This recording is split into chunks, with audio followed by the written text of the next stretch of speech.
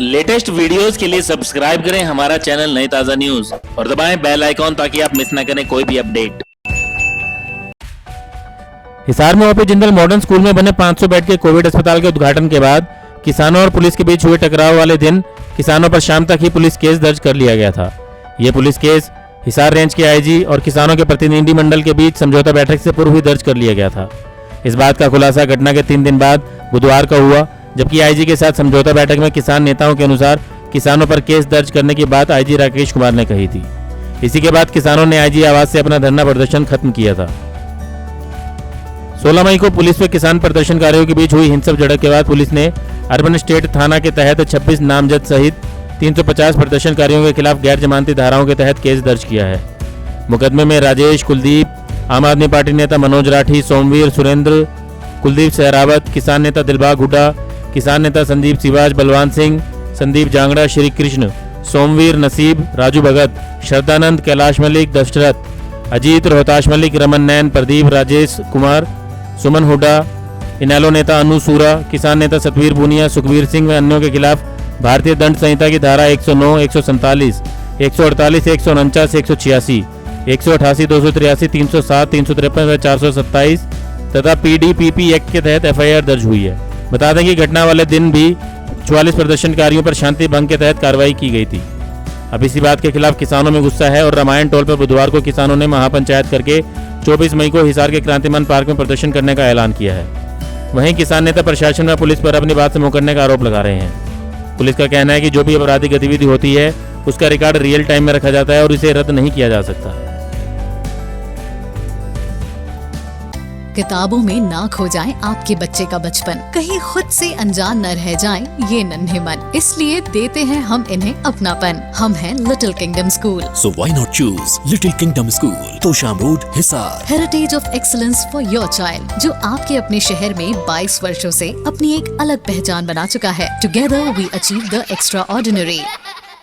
नवजात से लेकर टीनेजर तक की सभी स्वास्थ्य समस्याओं के इलाज के लिए मिलें डॉक्टर प्रियंका एलावादी से। Lotus child care clinic, main market, sector 16-17 Hisar. रोजाना सुबह 10 बजे से शाम 7 बजे तक। जी, जो जिंदल हॉस्पिटल का जो इनॉग्रेशन होना था तो उसके बाद सीएम सर थे, वो इनॉग्रेशन करके जा चुके थे। उसके बावजूद किसानों को डीआईजी सर ने काफ़ी ब्रीफ किया, लेकिन उसके बावजूद वो वहाँ पे आए और उन्होंने हॉस्पिटल के अंदर घुसने का प्रयास किया। उन्होंने पुलिस कर्मियों पे ट्रैक्टर वगैरह चढ़ाने की कोशिश की, पत्थरबाजी की।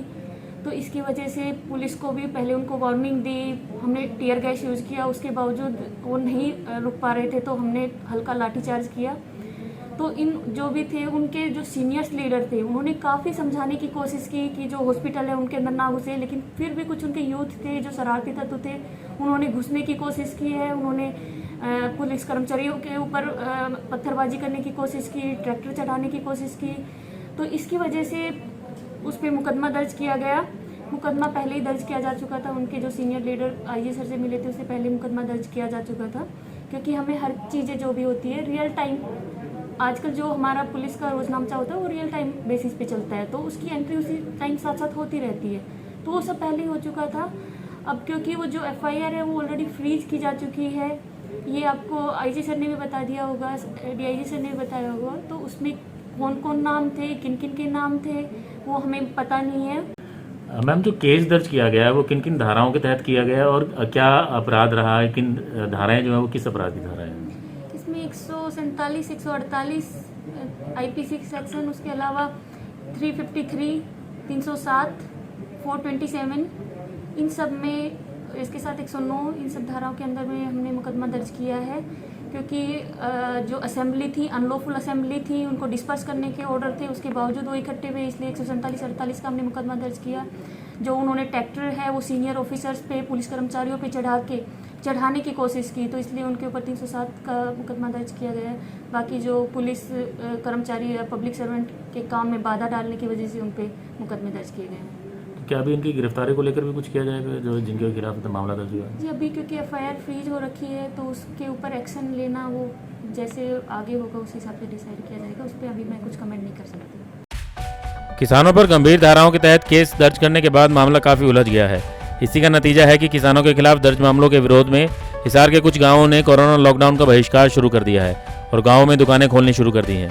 गाँव में कोविड सेंटर भी बंद किए जा रहे हैं। अब देखना होगा कि 24 तारीख को हिसार में किसानों के प्रदर्शन के दौरान किसानों के केस रद्द करने की व अन्य मांगों का क्या नतीजा निकलता है।